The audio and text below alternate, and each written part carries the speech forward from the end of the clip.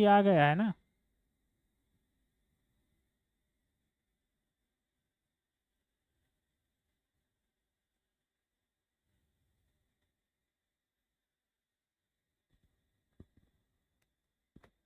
Anybody has given CSI या net exam? हाँ sir दिया था। अगर किसी को डाउट हो किसी क्वेश्चन पे, किसी क्वेश्चन के रिगार्डिंग कि वो आंसर को चैलेंज करना चाहता हो, आंसर एक की को। क्वेश्चन एक क्वेश्चन था उसमें जो मैंने हाँ किया था। हाँ, एक क्वेश्चन मेरे को भी ऐसा लगा उस वो पे। आपको याद होगा, एस्टिमेबिलिटी वाला। यस यस, इस्टिमेबिलिटी का था एक क्वेश्चन वहां पर आया था ऐसा। एक क्वेश्चन ऐसा आया था ना कि प्रोबेबिलिटी था।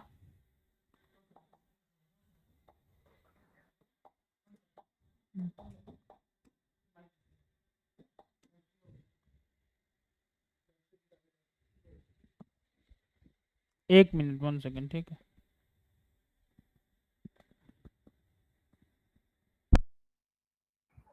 पेपर है सर?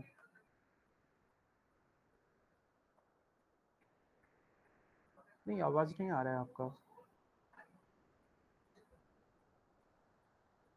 नहीं, अभी भी ऑडिबल नहीं है। अब आ रहा होगा आवाज? हाँ अभी क्लियर है। एक्चुअली माइक में सेल वो हो गया था ना, डिस्चार्ज हो गया था माइक, तो उसी को चेंज कर।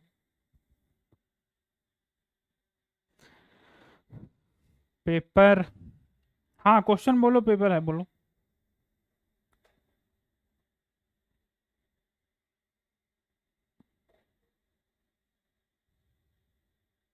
एक एस्टिमेबिलिटी वाला क्वेश्चन देखिए सर।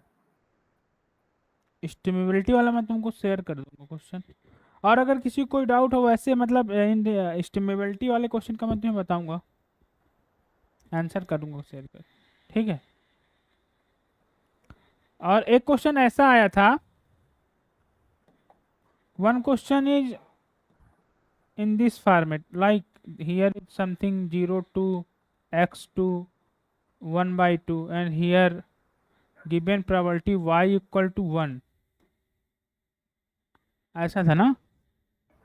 ये सर एक था, ये शायद मल्टीपल सेलेक्टिव में था। ये मल्टीपल सिलेक्टेड में था, तो ये मल्टीपल सिलेक्टेड में क्वेश्चन है, तो इसका प्रोबेबिलिटी क्या होगा?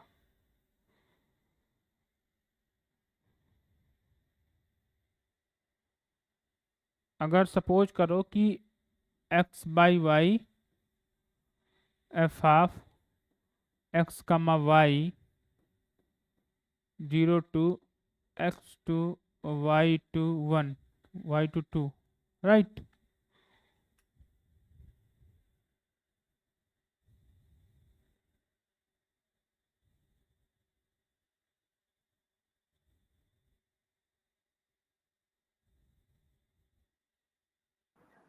हाँ सही है।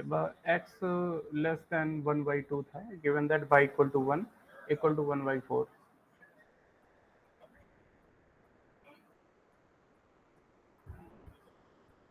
So how will you calculate this probability?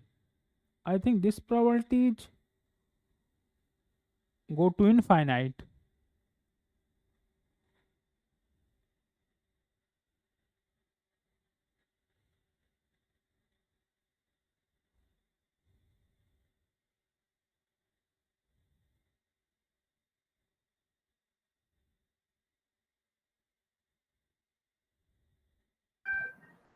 Solve कर लेते हैं सर पूरा क्वेश्चन ये।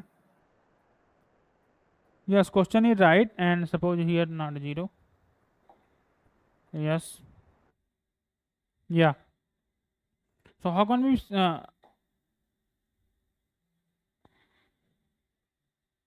इस क्वेश्चन पे बात करते हैं, ठीक है। पहले 1-2 मिनट इस क्वेश्चन पे बात कर लेते हैं। इसके बाद एक्चुअली में इस क्वेश्चन का आंसर मुझे वो लग रहा था, तुम लोग भी अपने अप्रोच देना।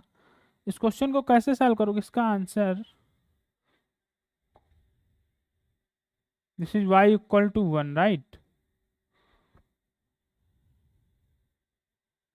Right, this is a probability density function, okay. This is x, y, okay. So how will you calculate this? Is probability x less y, y = 1, okay, divided by probability y = 1. Right.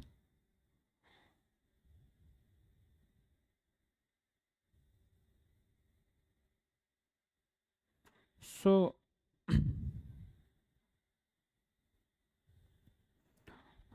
what is the value of this probability y equal to 1?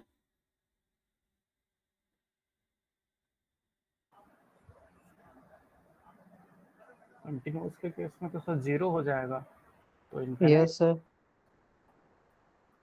But उसने answer correct दिया, CSI hundred की answer की में ये correct है। तो joint तो यही है ना, ज्वाइंट हमारे पास क्या है, ज्वाइंट डेंसिटी फंक्शन जो है PDF है वो क्या है, f of x, y is equal to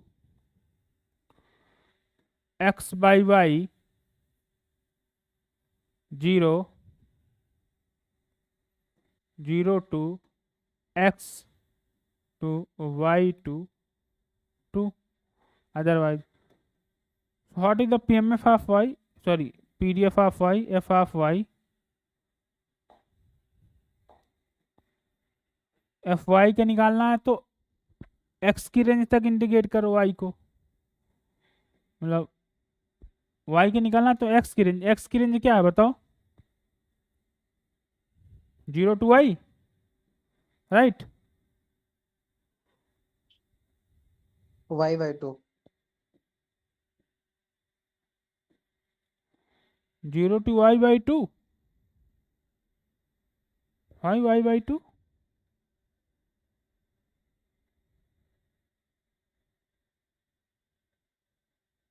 अच्छा y/2 तुमने वो बोला क्या, fy की value, yes sir final y की वैल्यू ठीक है। y/2। फाइनल आएगी x² by 2, so this is y²/2, so this is y/2, right, y/2। ये dx के रेस्पेक्ट में इंटीग्रेट होगा ना? हाँ x हाँ x dx. ठीक है, yes this is dx, right, okay, so no problem, this is also y/2 because limit in terms of x, so dx,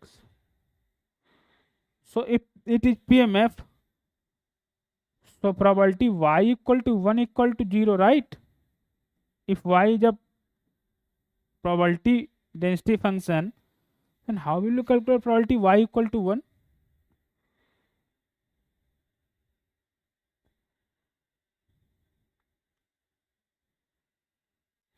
Any person?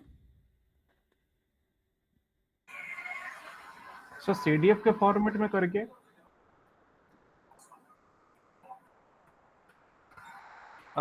f x equal to a equal to जैसे निकालते ना उसमें probability x equal to a पे निकालने के लिए, तो CDF के फॉर्मेट में भी अगर तुम कन्वर्ट करोगे तो जब वो PDF PMF आया, वो PDF आया, प्रोबेबिलिटी डेंसिटी फंक्शन आया है, तो CDF में वो माइनस CDF में तो 0 ही दे देगा ना, बिकॉज कॉन्टिन्यूअस के केस में CDF में प्रोबेबिलिटी 0 आएगी ना। अगर हाँ तुम बिल्कुल। यहाँ से तुम CDF भी फाइंड करोगे y का तो क्या आएगा, y का CDF यहाँ से क्या आएगा, यहाँ से इसको इंटीग्रेट करोगे 0 to y की रेंज क्या है 0 to 2, right. Yes sir. 0 to 2 करोगे तो ये 0 to y होगा, lower limit to upper limit, तो इसको जब इंटीग्रेट करोगे 0 to y तो ये क्या वैल्यू देगा, 0 to y y/2 dy, this is equal to y²/4। अब यहाँ पर जैसे तुम 1 पुट करोगे वैल्यू, मान लो तुम्हें निकालना है प्रोबेबिलिटी x इक्वल टू 1, तो हम क्या करते हैं by CDF method, this is fx equal to 1 या ये, राइट, यानी F1 डायरेक्ट कर सकते हैं। f1 and Minus f of 1 minus, right, right. Okay. So f1 और f1 माइनस जब करोगे, यहाँ मान लो y तुम्हारा कहाँ से, y 0 से 2 है, तो लाई तो यहीं करेगा 1 और -1, हाँ सर 0 हो जाएगा, तो ये कि तो दोनों 0 सर हो सेम जाएगा। इंटरवल में लाई कर रहे हैं। यही तो कंटिन्यूअस के केस में 0 इसीलिए होता है ना, क्योंकि हाँ। 0 एक ही रेंज पे लाई करेगा ना। अगर उस पॉइंट पे कंटिन्यूअस है तो कंटिन्यूअस के केस में क्या होता है, अगर कोई x पे कोई फंक्शन कंटिन्यूअस है तो F of X equal to F of minus X, F of X plus this is minus and this is F of X plus. कोई फंक्शन है, मान लो फंक्शन है, तो जीरो ओवरऑल वैल्यू तो जीरो होनी ही होनी है ना, ठीक है ना। Anyone any person attempt this and have any doubt? I have a doubt, okay, so I discuss to you.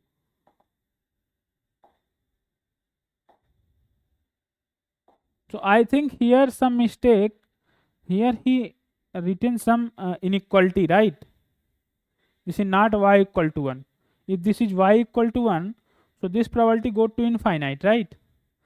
If x and y are independent, then we can cancel out y equal to 1, y equal to 1. But x and y are not independent, right? Yes, sir. You can check it, x and y are independent.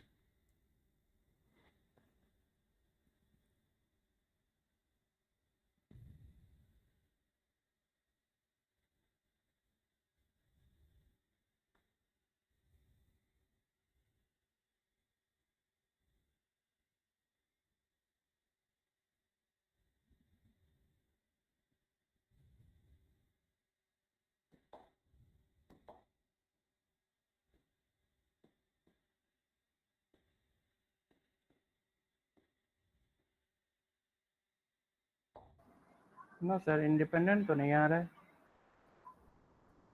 I mean जो X का PDF है।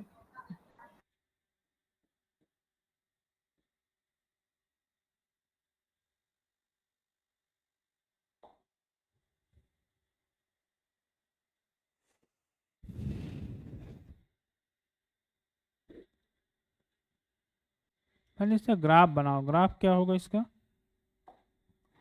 इसका graph कुछ ऐसा होगा कि x, this is x equal to y line, and suppose this is y and this is 0 and this is 2 and this is also 2, right? So he give x greater y, so x greater y कहाँ होगा? This is range of y greater x and this is x greater y, x greater y, okay, right? And suppose this is 2, this point is 2, this is the area of region, okay, this is the area of region ना, area of reason यही होगा ना, means ये वाला area ना। Yes sir. तो area of reason यही होगा, तो इस एरिया ऑफ रीजन में एफ वाई क्या है, एफ वाई जो फाइंड कर लिया, एफ ऑफ एक्स क्या है, एक्स की रेंज क्या है यहाँ, एक्स का जो निकालेंगे पीडीएफ तो वाई यानी एक्स टू 2, राइट।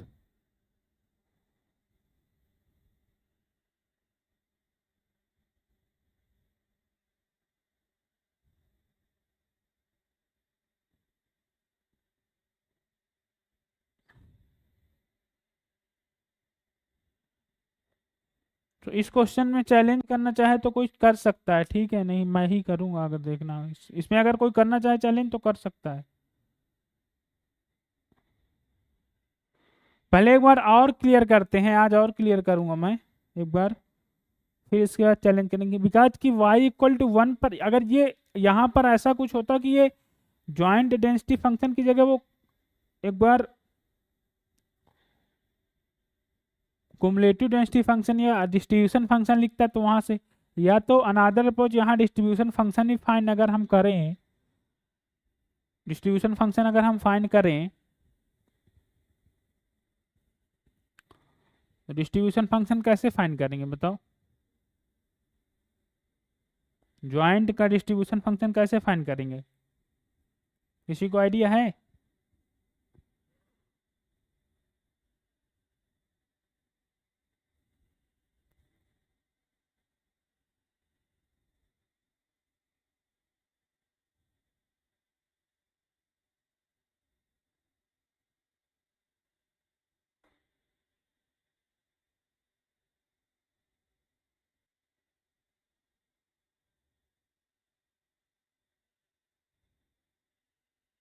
चलो ठीक है, अपने असाइनमेंट पे आओ, ठीक है, बाद में वो ये सब बात कीजिए। जिसको जिसमें एक बार चैलेंज करना हो तो कंफर्म कर सकता है किसमें किसमें चैलेंज करना है, मुझे मैसेज कर देगा, ठीक है। तो अब बताते हैं, अपने क्वेश्चन पे आते हैं, जो क्वेश्चन है। हाँ भाई, तो किसने सॉल्व किया था डाउट, असाइनमेंट सॉल्व किया था? जिसको डाउट हो तो पूछो अपने अपने क्वेश्चन। बाकी तुम लोगों का टेस्ट रेडी हो गया है, संडे को तुम लोगों का टेस्ट होगा, ठीक है।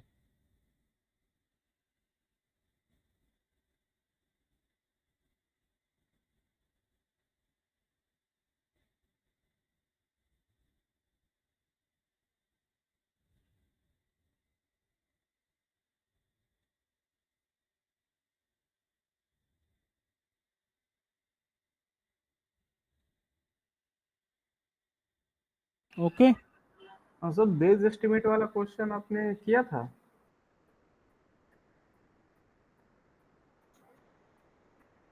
कौन सा क्वेश्चन?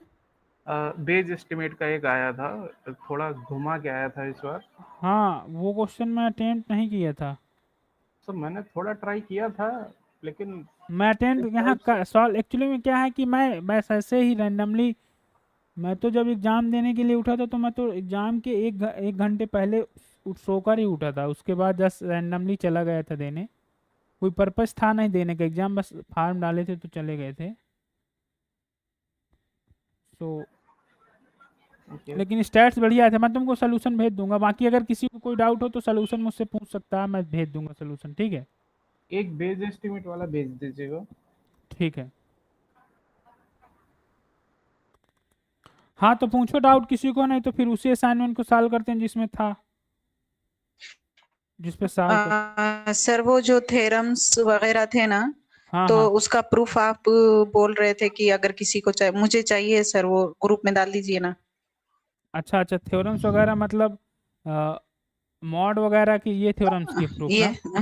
हाँ सर, वो जो असाइनमेंट में आपने दिए थे ना स्टेटमेंट बेस, हाँ उसको प्रूफ करने के लिए, वो वाले प्रूफ मुझे चाहिए सर।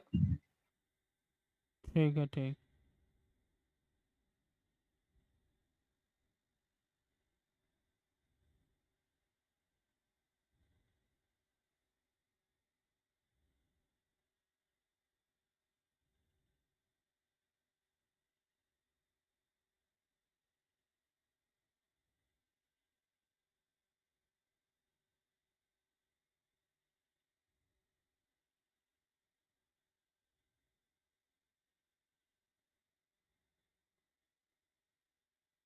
मैंने ग्रुप में एक नोट्स भेजा है ना, अभी अभी जस्ट लिखा होगा उसमें 3 डिस्क्रिप्टिव स्टैटिस्टिक्स। इस नोट्स में तुम्हें सारे प्रूफ मिल जाएंगे, बस तुम टॉपिक देखना किस टॉपिक का कौन सा प्रूफ है, क्वेश्चन है, वहां पर जाना, प्रूफ करना, सारे प्रूफ मिल जाएंगे, ठीक है। देखोगे तो प्रूफ मिल जाएगा। ऐसे बाय द वे, जैसे तुम्हें प्रूफ करना है माड वाला, सपोज करो तुमको प्रूफ करना है, कौन सा प्रूफ देखना है तुमको, मान लो, बोलो तुम कौन सा प्रूफ देखना चाहती हो। सर मुझे सभी चाहिए थे अरे प्रूफ। हाँ हाँ, सभी प्रूफ है, एक एक प्रूफ है, वन वो, ऐसा कोई क्वेश्चन नहीं होगा जो इस पे मिस होगा, क्योंकि जो नोट्स में असाइनमेंट बना है वो इसी बुक से ही बना है, इसी असाइनमेंट से बना है, ठीक है। तो तुम जैसे हाँ ठीक है सर। बोलो कौन सा चाहिए, तो तुम्हें बताता हूँ, ओपन करो उस पर फिर बताते हैं। मतलब कोई भी एक नंबर हाँ बोल दो सर देख रही हूँ। In random. चलो, जैसे जेमेट्रिक मीडियन में हम लोग प्रूव करना चाहते हैं कि अगर मीडियन में जी मोनोटॉनिक है, तो प्रूव करो कि जी ऑफ वाई इक्वल टू, अगर जी एक्स है, सपोज करो, अगर हम लोग प्रूफ करते हैं ना, ये चीज लिखाया था ना हमने थ्योरम कि Y equal to G of X है, और एक्स का मीडियन हमें पता है, और जी हमारा मोनोटॉन फंक्शन है, जी इज मोनोटॉन। तो जो वाई का मीडियन होगा, जो वाई का मीडियन होगा वो होगा जी ऑफ मीडियन ऑफ एक्स, या यहाँ एक्स टिल्डा, ठीक है, ये मीडियन है एक्स का, ठीक है। तो अगर ये प्रूफ देखना है सर इसका, ये monotonic means, sir monotone means monotonic means monotonic means increasing और डिक्रीजिंग। मोनोटॉन फंक्शन किसे बोलते हैं? What the definition of monotone function?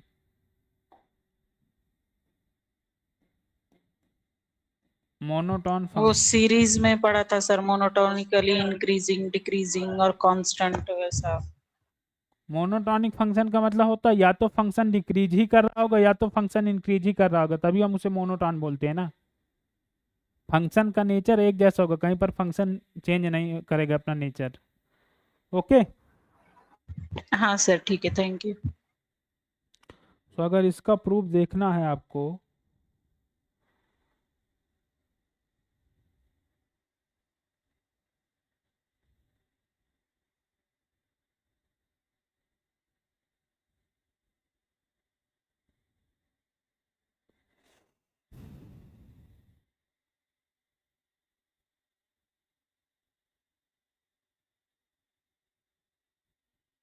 देखना इसमें मिल जाएगा, ठीक है।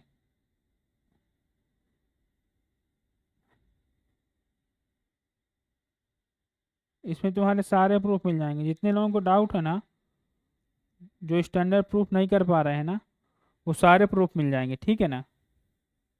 सारे स्टैंडर्ड प्रूफ है इसमें, नोट्स एक्चुअली में, इसमें सारे स्टैंडर्ड प्रूफ मिल जाएंगे। ठीक है, अब बात करते हैं ठीक किसी, है सर। कोई क्वेश्चन किसी को पूछना हो तो पूछो, अदरवाइज मैं असाइनमेंट फिर सॉल्व करूं। हाँ, एक डाउट था मुझे। हाँ बोलिए। आपने एक क्वेश्चन दिया था, if M H M and G M R equal हाँ और हाँ, ए डिस्ट्रीब्यूशन, देन वो वाला ऑप्शन कौन सा करेक्ट होगा? उस पे ऑप्शन नंबर बी करेक्ट था, ऑल ऑब्जर्वेशन आर इक्वल। अच्छा ऑल आर इक्वल्स। तो आपको प्रॉब्लम है क्या, आपका आपके अकॉर्डिंग कौन सा ट्रू होना चाहिए? सर, वो वाला समझ में ही नहीं आ रहा है। सोल्यूशन देख लो, सोल्यूशन देखो उसका। वो कह रहा है, क्वेश्चन में कह रहा है कि m equal to g m equal to h m. Okay, so two observation लेके Yes, चलो, sir. टू ऑब्जर्वेशन का m g m H m निकाल लो। तो कह रहा है a plus B equal to two equal to root a b and equal to two a b. Two observation ही लेकर मैं चल रहा हूँ, टू ऑब्जर्वेशन से देख लो, एन के लिए जनरलाइज हो जाएगा, क्योंकि हम लोग मैथमेटिकल इंडक्शन लगा के टू से के से एन के लिए करते हैं ना, तो ऐसे ही टू के लिए देखो। तो अब क्या करा, ये तीनों इक्वल हैं, तो कोई भी उठाओ, ये और ये टर्म उठाओगे अगर तुम, तो यहाँ से क्या मिलेगा, a plus b by two equal to, अगर रूट ए बी आया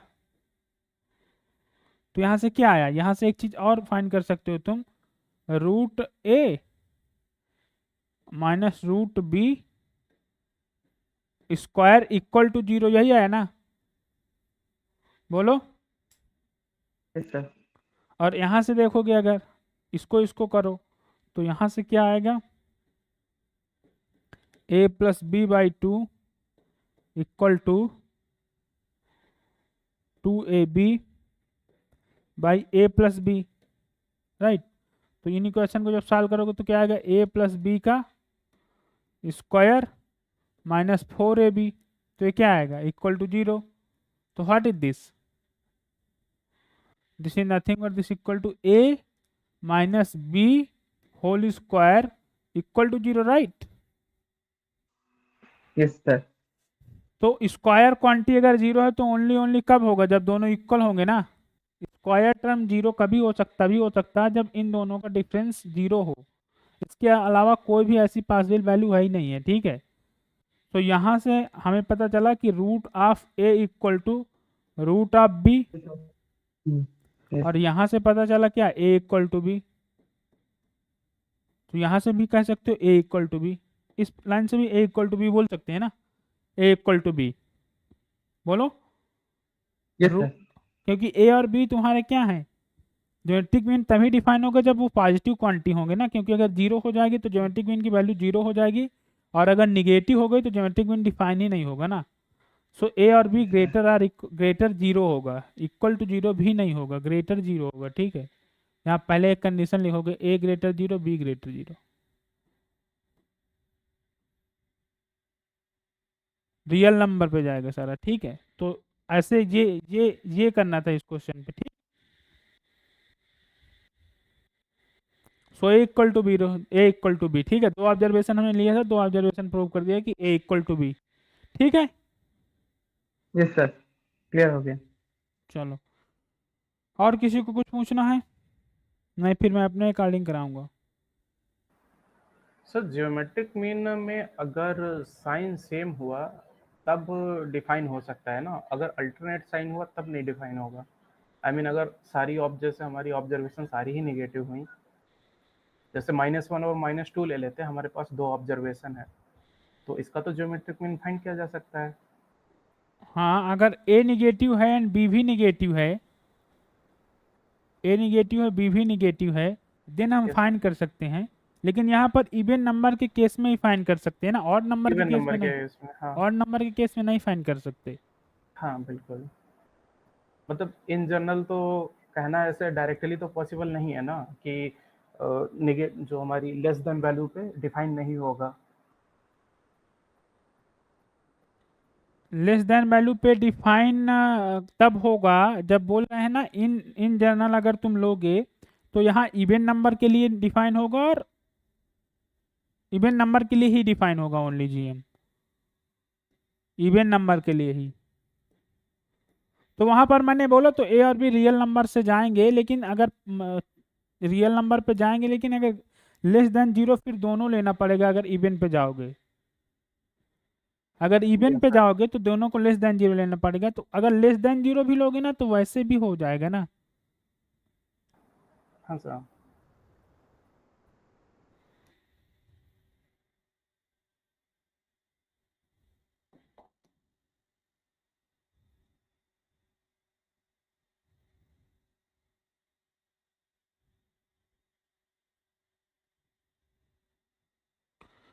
ठीक है। सर, हाँ बोलो। अभी जो आपने नोट्स भेजे ना उसमें मोड का एक डायग्राम है सर, मुझे थोड़ा सा एक्सप्लेन कर दीजिए ना।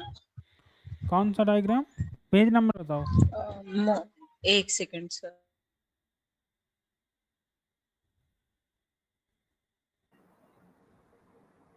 असाइनमेंट वाली ड्राइव में एक नोट्स पड़ा हुआ है ग्राफ को ड्रॉ करने का, तो रेफरेंस के लिए अच्छा रहेगा अगर किसी को ग्राफ में प्रॉब्लम हो तो।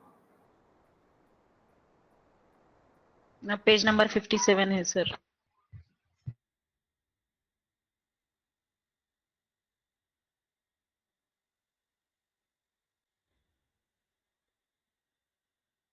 अच्छा अच्छा, ये मॉड का प्रूफ का आप पूछ रहे हैं क्या? ग्राफ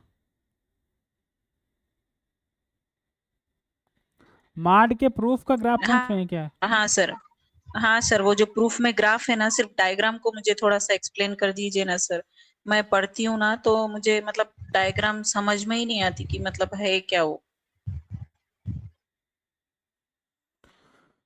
देखो ये डायग्राम एक्चुअली में क्या है, अगर तुम्हें देखो, इसके दो अप्रोच दिया उसने, पहला अप्रोच भी दिया, दूसरा अप्रोच भी दिया, ठीक है। ये अल्टरनेटिव अप्रोच दिया, ठीक है। तो इसके लिए क्या है कि तुमको खुद से डायग्राम पहले सोचना है कि हम कैसे डायग्राम ड्रा कर रहे हैं, ठीक है। तो जैसे उसने उसके अकॉर्डिंग ड्रा किया, उसने पहले क्या उसने लिया है कि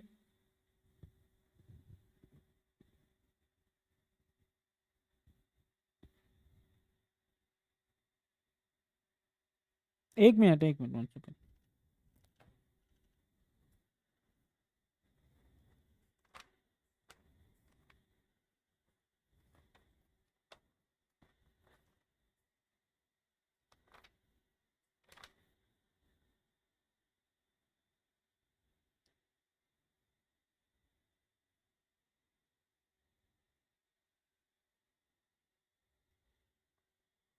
देखो सबसे पहले तुमको एक हिस्टोग्राम बनाना होगा। हिस्टोग्राम बनाना आता है ना? मैं ये भूल गई सर, बता दीजिए ना थोड़ा सा। ये हिस्टोग्राम ही बना। हिस्टोग्राम हम कैसे बनाते हैं? हिस्टोग्राम में क्या होता है? वो तो नॉर्मल पता है सर तो मुझे। नॉर्मल हिस्टोग्राम ही बनाना है, बाद में इसको ऐड करना, मतलब जैसे बाद में तुमको इसमें कुछ चीज़ें ऐड करना है। क्यों? क्योंकि उसमें तुमको प्रूफ करना है ना। देखो किसी भी चीज़ को जब हम ज्योमेट्रिकली प्रूफ करते हैं ना, तो उसमें बहुत सारी कंस्ट्रक्शन करना हो सकता है। इसलिए ज्योमेट्रिकली प्रूफ जो होता है किसी भी थिंग का बहुत टफ होता है। ज्योमेट्रिक किसी चीज को प्रूव करना बहुत टफ होता है। ये ज्योमेट्रिकली प्रूव कर रहा है ना, तो बहुत सारी इसमें कंस्ट्रक्शन वो करेगा। इससे बेहतर है कि तुम फर्स्ट वाला प्रूफ समझो। ज्योमेट्रिक प्रूफ क्या होता है, ज्योमेट्रिक प्रूफ में तुम्हारी अंडरस्टैंडिंग क्लियर तभी होगी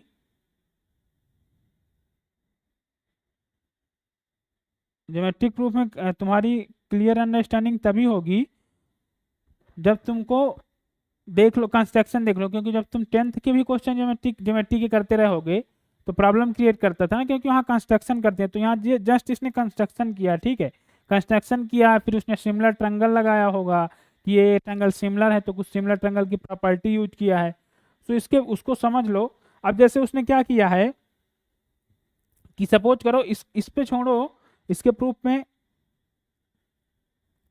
ये जो टर्म लिया है उसको छोड़ दो, मैं बताता हूं। जैसे हमारे पास सपोज करो कि हमारे पास 4 क्लास है। सपोज करो कि हमने क्लास लिया, एक है एक्स के माइनस 1 और फिर एक्स के एंड एक्स के प्लस 1 और फिर एक्स के प्लस 2, राइट। तो पहली क्लास पहले इसमें डिनोट कर दो। तो पहली क्लास क्या हो जाएगी,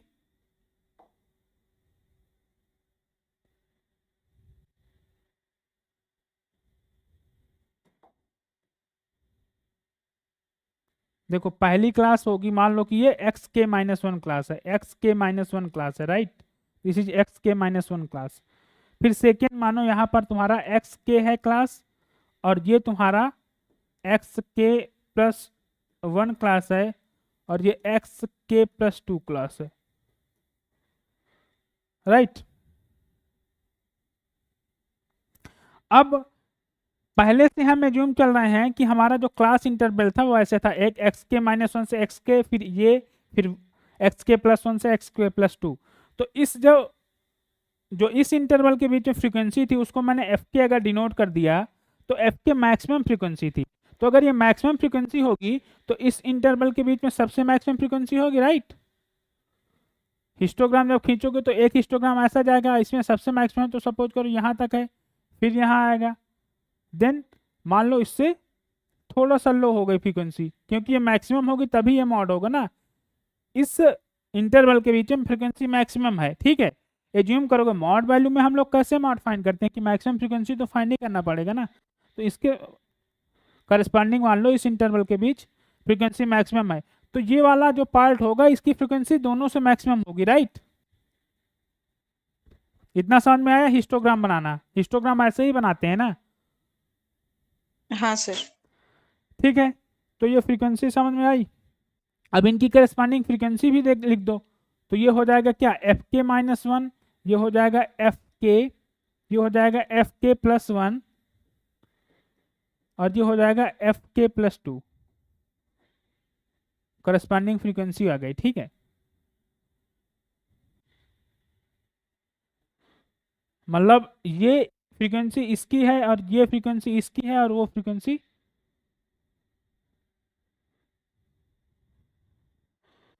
तो इसके बाद क्या करोगे? अब इसके बाद देखो,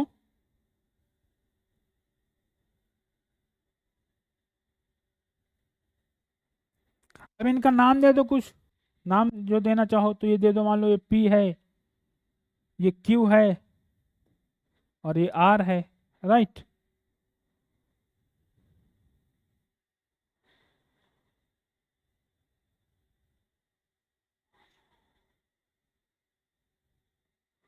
ये पॉइंट मान लो A है, ठीक है, बाद में नेम दे देना। अब देखो यहाँ थोड़ा समझ लो। अच्छा, मॉड क्या होता है? अब बताओ मॉड क्या होता है?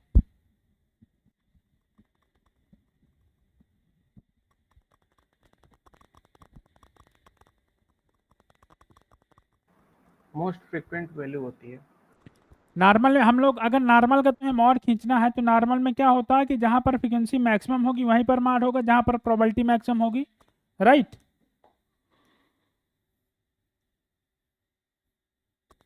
ये तो हमारी फ्रीक्वेंसी से पता चला कि this is model class, right.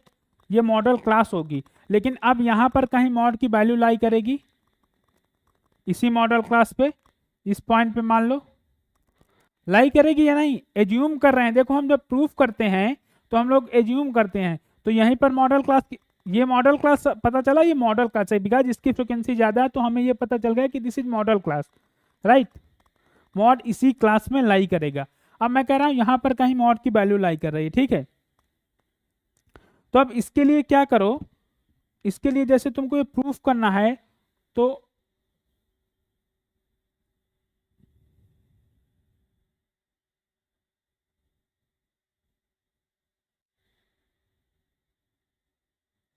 अब इसका नाम दे दो, मान लो ये कि ए है, ये बी है, ये सी है और ये डी है। तो ए और डी को स्ट्रेट लाइन से मिला दो और बी और सी को स्ट्रेट लाइन से। तो इन दोनों का जो इंटरसेक्शन आएगा, ये इंटरसेक्शन थोड़ा, इन दोनों का इंटरसेक्शन आएगा जो ये, ठीक है, ये, तो ये वैल्यू क्या होगी बताओ, बोलो।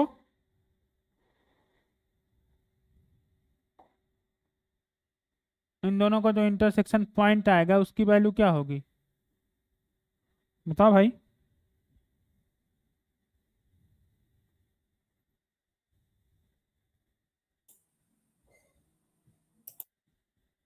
ये इंटरसेक्शन जो पॉइंट आएगा यही मॉड होगा ना, बिकॉज अगर तुम कर्व भी खींच दोगे तो मॉड वैल्यू तो यही होगी ना, बोलो। क्योंकि अगर तुम नॉर्मल के केस में देखो तो मॉड वैल्यू तो यही होती है ना, ये पॉइंट मॉड वैल्यू होती है। तो ये पॉइंट जो इन दोनों का इंटरसेक्शन पॉइंट आएगा ये, यानी यहां जो वैल्यू लाई करेगी ये होगी मॉड, बोलो। एक्स एक्सिस पे जो इन दोनों लाइन के इंटरसेक्शन से जो मॉड आएगा, जो इन दोनों लाइन के इंटरसेक्शन के यहाँ जो इंटरसेक्शन से लाइन हम ड्रा करेंगे, वो लाइन जहां लाई करेगा वही मॉड होगा ना, मॉड की वैल्यू यही हाँ होती है ना, सर, यस, ठीक है। तो इतना समझ में आया ना फिगर, हमने क्या किया, हाँ सर, ठीक है। अब इसके बाद क्या है,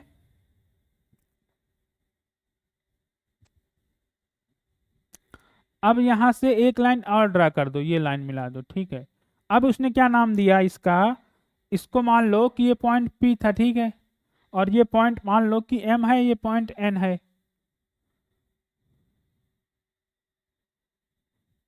तो PM जो तुम्हारा होगा वो परपेंडिकुलर होगा किसके, PM परपेंडिकुलर होगा AB के, और PN जो होगा ये परपेंडिकुलर होगा CD के। तो यहां पर दो ट्रायंगल बने ना, एक बना PAB, एक PDC, राइट। एक ट्रायंगल ये बना, देखो मैं कलर चेंज करता हूं, एक ट्रायंगल ये बना, एक ट्रायंगल ये बना, और एक ट्रायंगल ये बना, ठीक है ना। तो अब इन दोनों ट्रायंगल का तुम सिमिलर प्रूव कर दो, मतलब सिमिलरिटी लगा दो।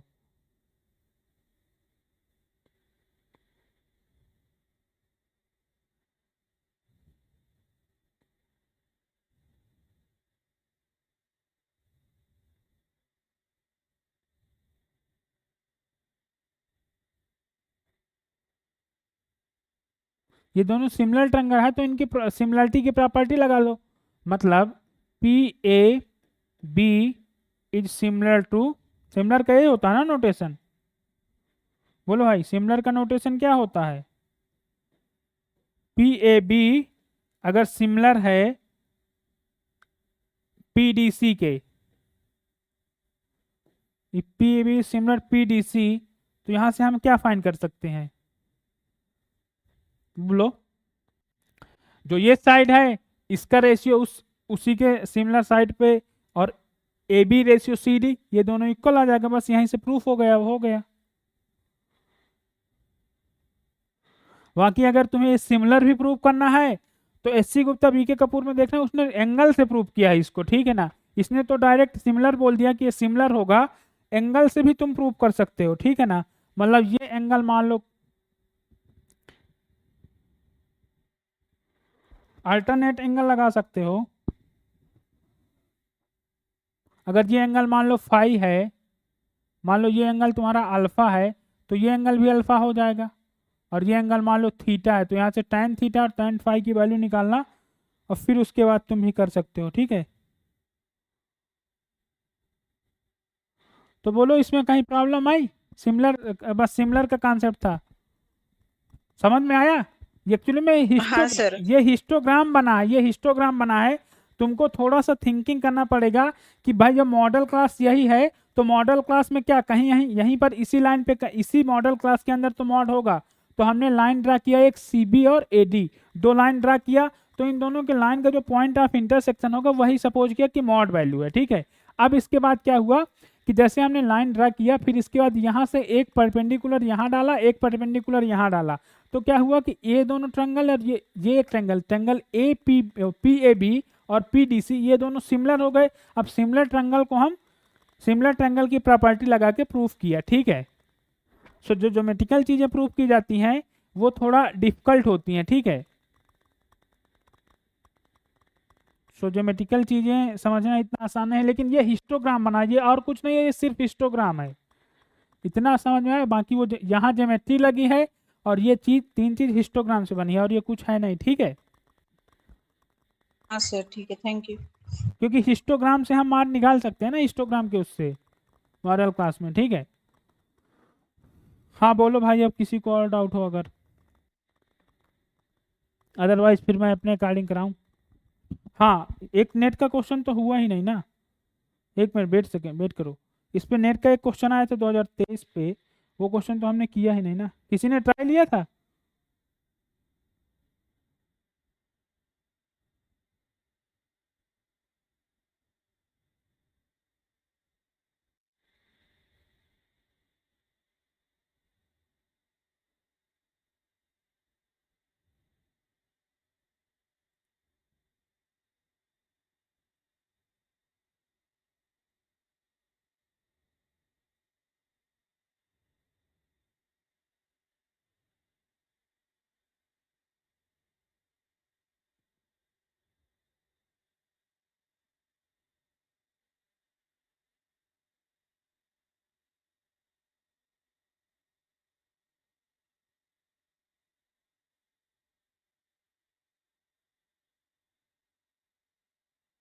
क्वेश्चन ये था, क्वेश्चन नंबर, जैसे तुम देखोगे 2011 से 2023 तक जो स्टैटिस्टिक के क्वेश्चन हैं, जो भी क्वेश्चन तुम्हारे मर्ज हैं,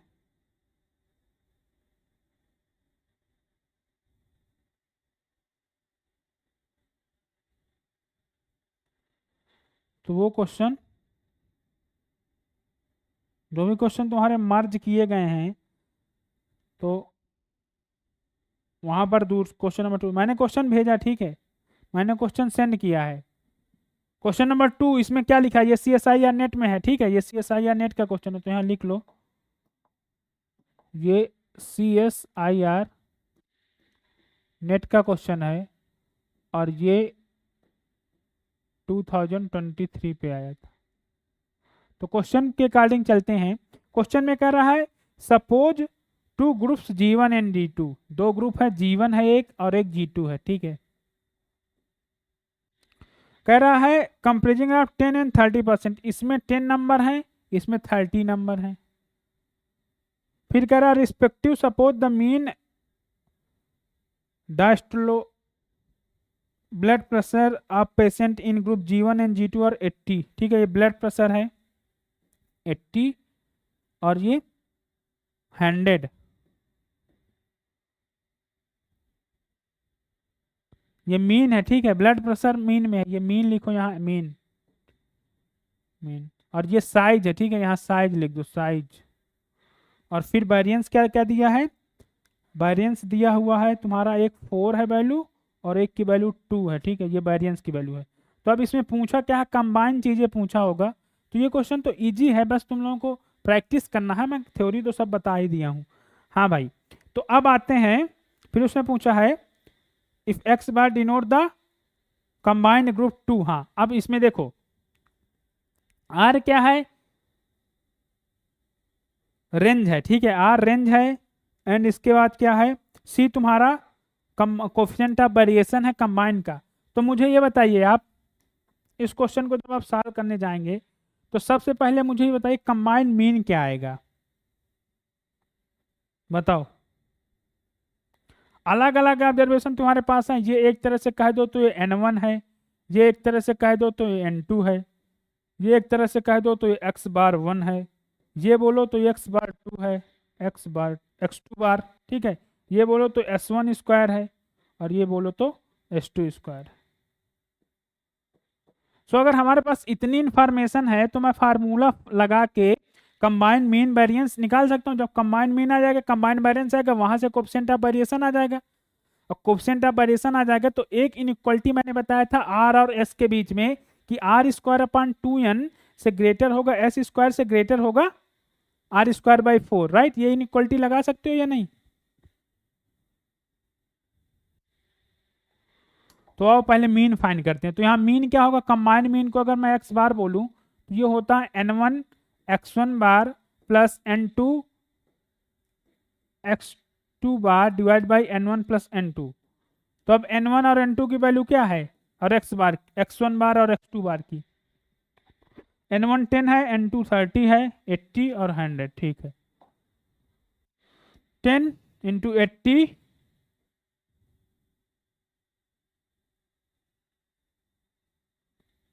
plus 30 into 100 divide by 10 plus 30, तो ये आ जाएगा क्या ओवरऑल, बताओ ये कोई, ये क्या आएगा 95।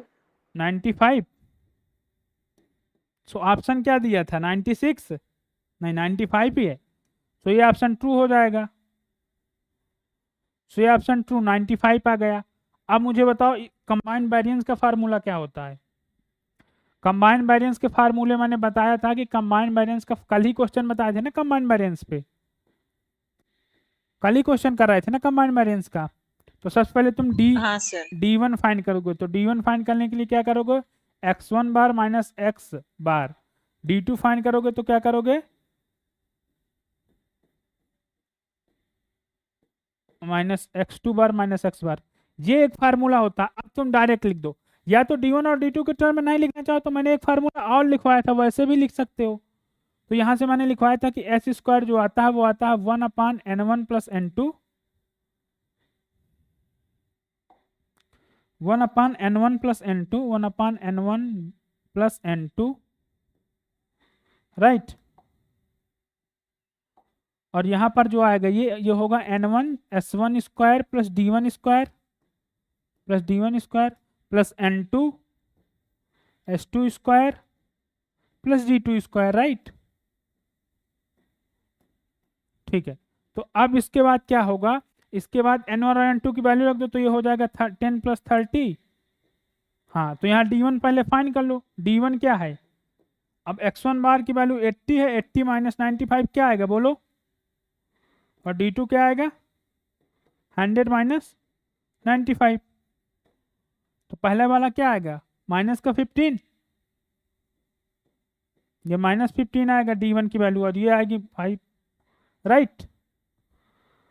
तो s1 4 और 2 है ना, 4 और 2, ठीक है। तो n1 10 into s1 square 4 plus d1 square यानी 15 माइनस 15 का स्क्वायर प्लस n2 की वैल्यू कितनी है, n2 की वैल्यू 30 है। वैल्यू रख रहा हूँ जस्ट, जिसको समझना है पूछ लेना। I am putting just value, right, I am putting just value. So if any have any doubt you can ask. I apply here formula, this is formula, this is formula, okay, and I am here just putting the value. First we find the value of d1, so d1 is 80 minus 95 equal to minus 15, and d2 equal to 100 minus 95 equal to 5, okay, okay। So what is the value of s2, s2 की value क्या है, the value of s2 is s2 square is 2, right। तो put here s2 square equal to 2 plus d2 square equal to 5 square, right. So when we calculate this we will get this is 1 upon 40 and this is 10 and this is 15 square plus 4. What is the value of 15 square plus 4? 229. 229, right?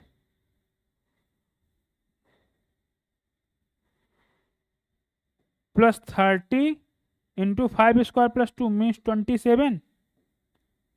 Okay. So 10 into 229.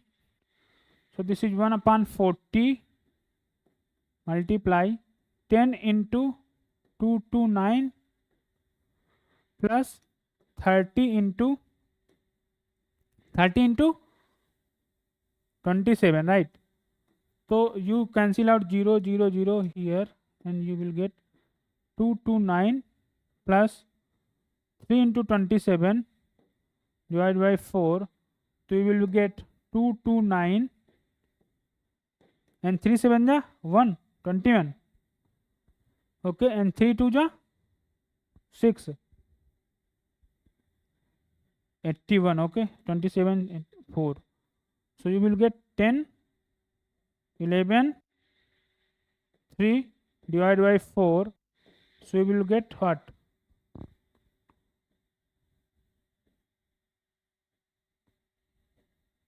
77.5.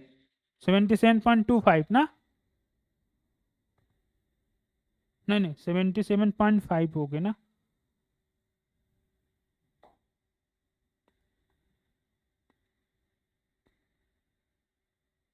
Right 5 यहाँ आएगा ना? 77.5. 5 ना? Yes sir. तो answer देखो, इसमें बोला उसने 77, तो ये 77.5 आएगा, तो सेकेंड ऑप्शन नहीं होगा, डिस्कार्ड। और लास्ट ऑप्शन कर लो, चेक कर लो लास्ट ऑप्शन। तो लास्ट ऑप्शन क्या होगा? बोला है सी जो है ये ग्रेटर होगा तुम्हारा किससे? 100/19 से, 100/19 से। तो बताओ मुझे सी क्या है? सी कोएफिशिएंट ऑफ वेरिएशन है, तो कोएफिशिएंट ऑफ वेरिएशन क्या होता है? ये होगा तुम्हारा सिग्मा अपान एक्स बार। तो सिग्मा की वैल्यू क्या आएगी? जब एस स्क्वायर तुम्हारा 77.5 आया तो ये आएगा √/77.5 डिवाइड बाई एक्स बार की वैल्यू कितनी आई है? 95। तो यही होगा, ये बात समझ में आ रही है? तो अब इसकी वैल्यू वहां कैलकुलेटर तो रहता ही है, तो इसकी कैलकुलेट कर लो, इसकी। अब इन दोनों में जो ग्रेटर होगा तो वो फाइंड कर लो।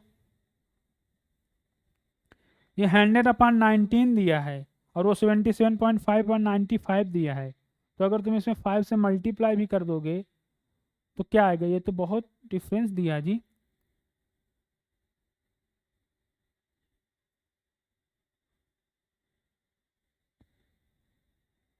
क्यों भाई, समझ में आ रहा है जो हम कहना चाह रहे हैं? पहले तो देखो, हाँ इन परसेंटेज भी दिया, तो परसेंटेज में है तो 100 से यहाँ मल्टीप्लाई कर दो, राइट? उसने बोल दिया कि इन परसेंटेज, देखो उसने एग्जैक्ट लिखा, मैंने बोला ना यहाँ लिखता है क्वेश्चन पे। CSIR नेट जब डिजाइन करता है तो लिखता है in percentage are percentage without percentage. Okay, so अगर नहीं कुछ लिखा तो समझ जाना कि इन परसेंटेज नहीं बात किया। अगर उसने लिखा इन परसेंटेज तो 100 से मल्टीप्लाई कर दो। तो जब इसमें 100 से मल्टीप्लाई करोगे तो ये क्या लिखा? 100/95। तो एक तरह से ये √77.5 डिवाइड बाई 5 इंटू 100/19। अब देखो यहाँ से कुछ इनइक्वालिटी अगर लगाना चाहो तो लगा लो। अब ये तुम्हारा ओरिजिनल सी आया, अब वो बोल रहा है कि सी ग्रेटर होगा 100/19 से। तो बोलो ग्रेटर होगा या लेस होगा? बताओ। सी की ओरिजिनल वैल्यू जो आई है वो ये आई है, C equal to √77.5 divide by 5 into 100/19। तो अब ये तो सी की ओरिजिनल वैल्यू है, this is the original value C. तो अब मुझे ये बताओ सी ग्रेटर होगा इससे या नहीं? ऑप्शन में तो यही बोला ना, सी ग्रेटर 100/19, दिस इज ग्रेटर और नॉट? 180 है ना सर वो? 180? हाँ, ऑप्शंस में 180। अच्छा 180 है। Okay okay okay, wait a second, this is 180 right? So this is 180, right? So this is 180. So अगर मैं इसको अप्रॉक्सीमेट भी कर दूं, मान लो 77.5 है, तो ये किसका स्क्वायर अप्रॉक्सीमेट जाएगा? ये जाएगा आपका 9 के स्क्वायर को टच करेगा, ठीक है। तो 81 भी अगर मैं कर दूं, 8.5 अराउंड। अगर मैं 9 के स्क्वायर के टच में करूंगा तो ये 9.5 हो जाएगा, राइट। या फिर 9 में अगर हम इधर ले जाएंगे तो 9 पे होगा, क्योंकि 8। तो वहां कैलकुलेटर तो दिया रहता है, तुम लोग इजीली कैलकुलेट कर सकते हो, राइट। वहां कैलकुलेटर दिया होगा, तुम लोग इजीली वहां कैलकुलेट कर सकते हो। इसकी वैल्यू कैलकुलेट कर लो वहां। अब दोनों का अपर बाउंड देख लें, मतलब देख लेना कि उससे बड़ी है या छोटी है, ठीक है। अब लास्ट वाले में सिमिलर यही थिंग लगाना। लास्ट वाले में मैंने क्या बताया था, कल एक इनइक्वालिटी लिखी थी मैंने एक दिन, आर स्क्वायर बाई 2n से बिगर होगा एस स्क्वायर से बिगर होगा आर स्क्वायर बाई 4। तो उसने वही चीज बोला है कि आर जो है, आर ये ग्रेटर होगा, ये ग्रेटर होगा S8 से। तो यहां से आपको क्या पता चला, यहां से आपको पता चला कि एस स्क्वायर से बिगर होता है आर स्क्वायर बाई 4, राइट। तो एस से क्या बिगर होगा, एस से बिगर होगा आर बाई 2, राइट। और एस की वैल्यू कितनी आई है, एस की वैल्यू कितनी आई है, बोलो। एस स्क्वायर की वैल्यू आई है 77। तो यहां से तुम ये भी लिख सकते हो ना, यहाँ 4 लिख दो, यहाँ लिख दो तुम 77 less or equal to R square by 4। तो यहाँ से तुम्हें क्या पता चला, आर स्क्वायर की जो वैल्यू होगी this is greater or equal to 4 into 77।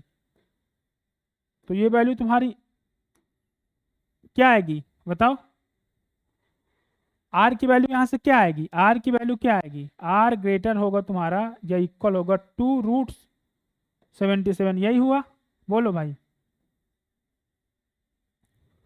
ये समझ में आ रहा है, ये कहाँ कौन सी इनइक्वालिटी लगाया मैंने, एक दिन ये इनइक्वालिटी प्रूव करवाया था, किसी को याद है? किसी को ये याद है मैंने जो प्रूव करवाया था?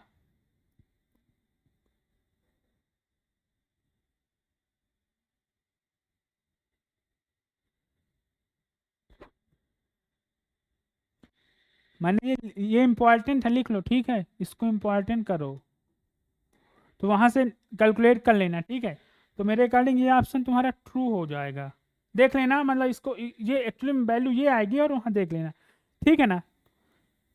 8 से बिगर कह रहा है वो, तो मुझे लग रहा है मान लो तुम इसको 8 भी ले लोगे, अप्रॉक्सीमेट कर दोगे, तो 8 इंटू 2 16।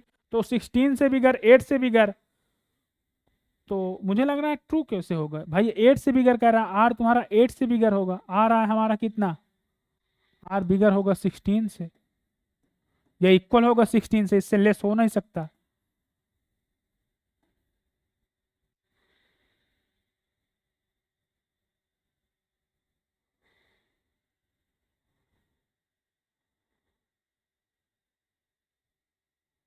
और यहाँ से चाहो तो लोअर बाउंड भी निकाल लो आर का, कि आर का लोअर बाउंड क्या आएगा, एन की वैल्यू पुट करके, ठीक है ना। तो ये इनइक्वालिटी लगाओगे, क्वेश्चन का आंसर मिल जाएगा, ठीक है। ये CSI या नेट का क्वेश्चन था, इंपॉर्टेंट क्वेश्चन था, तो इसको अच्छे से समझ लेना, एक ही क्वेश्चन अभी है, और बाकी अगर किसी को पूछना है तो पूछो, अदरवाइज उस असाइनमेंट में जिसमें हम थे उस पर बात करते हैं।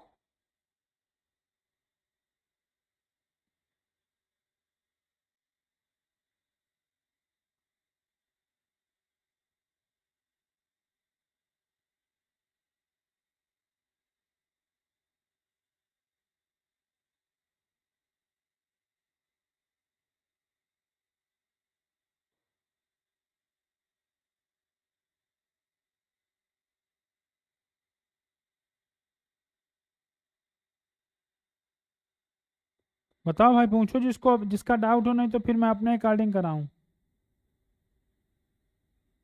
चलो एक क्वेश्चन अच्छा लेते हैं, ठीक है। क्वेश्चन क्वेश्चन में कह रहा है कि if x1 x2 xn, if x1 x2 xn n observation है,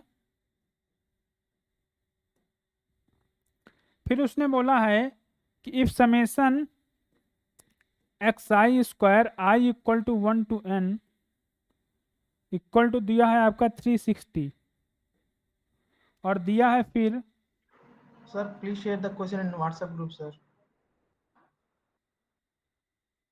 क्या बोला? Sir, please share the question in WhatsApp group, sir. एक बार फिर से रिपीट करो। Sir, please share the question in WhatsApp group, sir. Okay okay okay.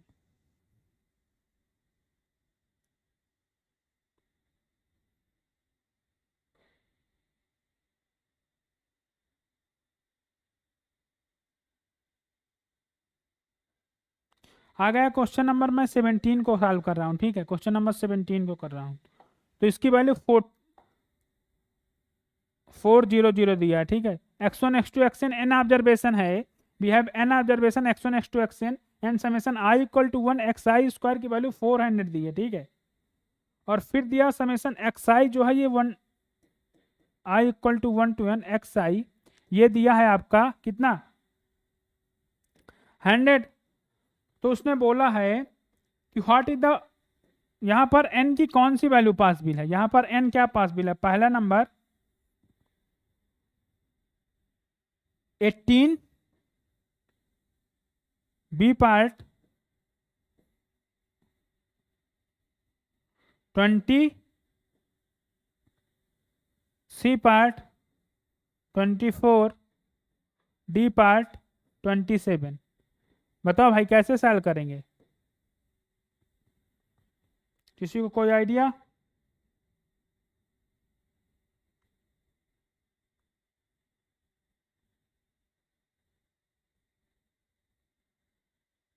बताओ। The variance of xi should be greater than or equal to 0। इस equality को solve करके देख लेंगे।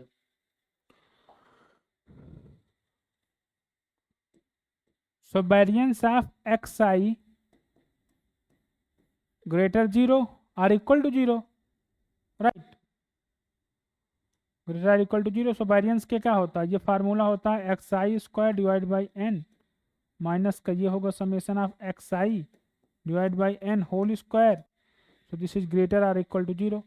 तो समेशन xi स्क्वायर की वैल्यू 400 है, n हमको फाइंड करना है, माइनस इसकी value 100 square divide by n square, this is greater equal to 0। तो यहाँ से n की वैल्यू क्या आएगी, डिवाइड बाई n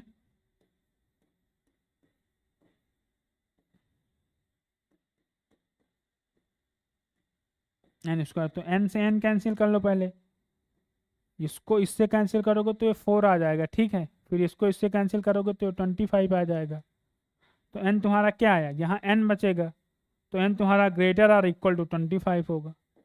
तो n तुम्हारा 25 से एक ही ग्रेटर दिया हुआ 27, तो 27 आंसर होगा। और सेकेंड अप्रोच कोई और बताए?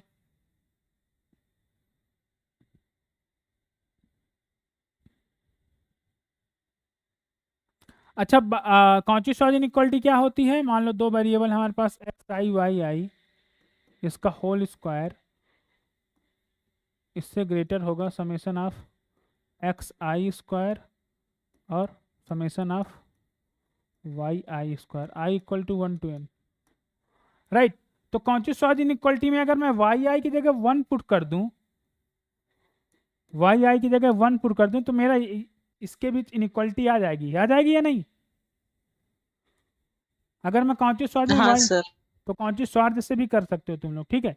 जरूरी नहीं वेरिएंस ही, वेरिएंस ठीक है वेरिएंस, लेकिन कौची सॉर्ज से भी कर सकते हो, ओके।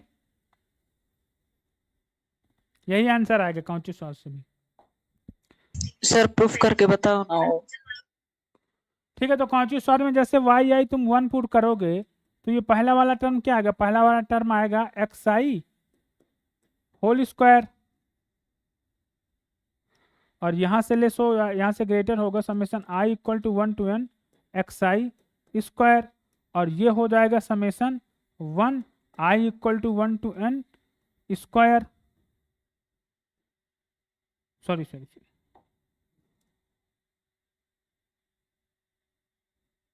ये होगा summation i equal to 1 to n, जब तुम 1 पुट करो तो ये 1 का स्क्वायर हो जाएगा, ठीक है। तो ये 1 का स्क्वायर मतलब n ही आएगा। तो अब तुम्हारे पास वैल्यू तो सबकी पता है, इसकी वैल्यू कितनी है 100 स्क्वायर, और ये हो जाएगी 400 इंटू ये n आ जाएगा। तो वही चीज़ आ गई, n equal to n greater or equal to किसके आया 100 into 400, sorry 100 into 100 divide by 400, so 400 4 से 100 को, तो यहाँ से आ जाएगा n greater or equal to 25, right. तो कॉची सॉर्ज इक्वलिटी भी लगा सकते थे यहाँ, ठीक है, कोई दिक्कत। ये इसका समय, इसका स्क्वायर n, ये i नहीं है याद रखना, ये 1 है, इसीलिए n आया, ठीक है। और किसी को पूछना है इस पे, कुछ पूछना है किसी को? नहीं सर, क्लियर हो गया। ठीक है, तो ये कॉची सॉर्ज से भी सॉल्व हो सकता है। अब इसके बाद आते हैं नेक्स्ट क्वेश्चन पे।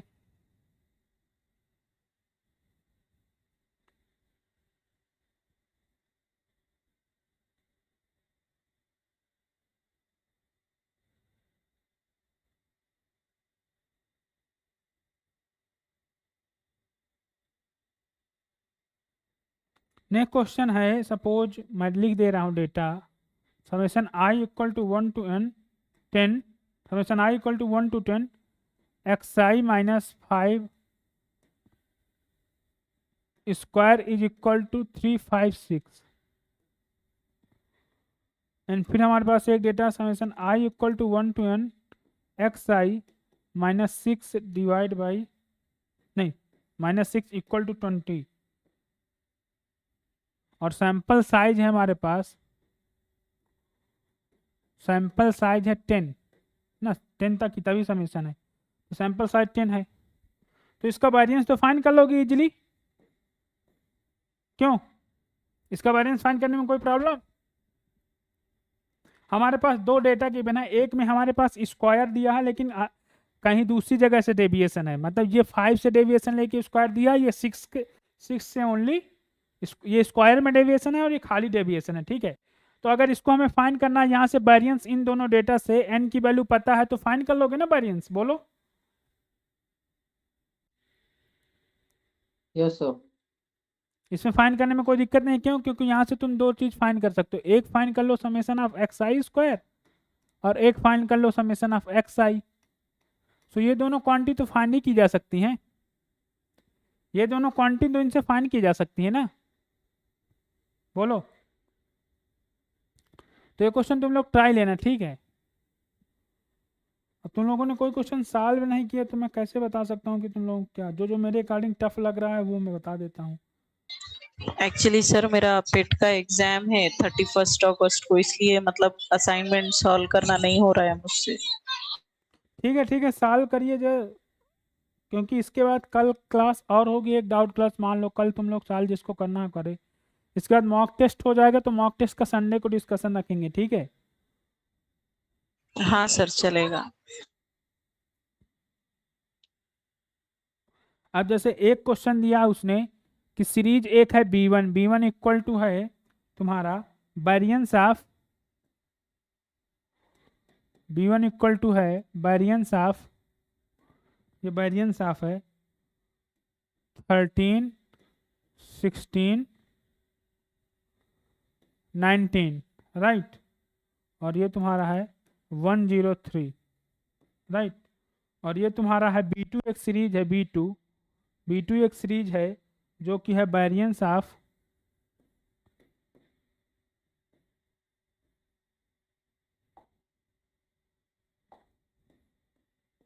जो है वेरिएंस ऑफ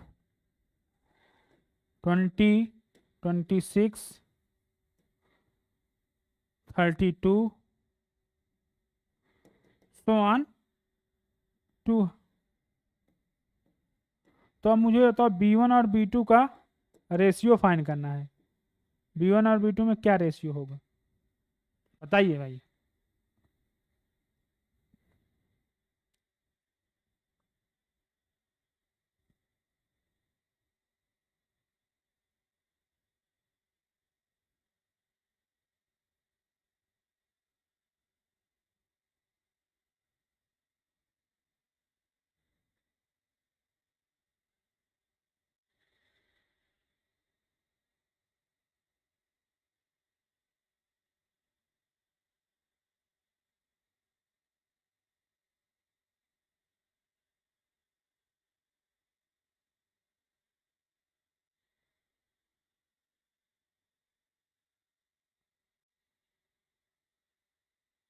बोलो।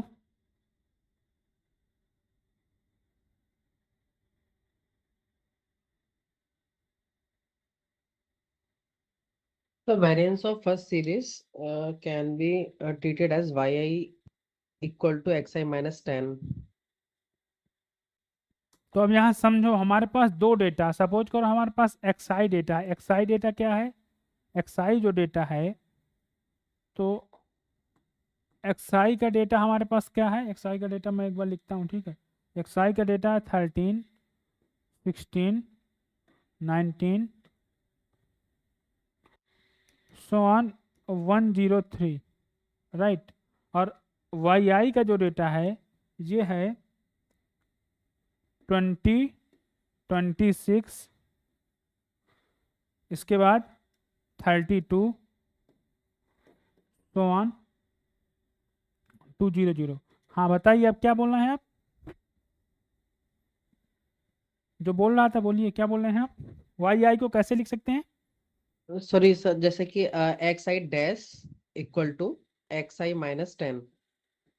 X i dash equal to x i minus 10, okay. Then it will reduce as 3, 6. Okay, so नया हमारे पास डेटा एक्स आई डैश, नया डेटा आ जाएगा जो ये आएगा 3, 6, 9 9, एंड सो ऑन 93. 103, राइट। मतलब हाँ ठीक है, आगे बताइए।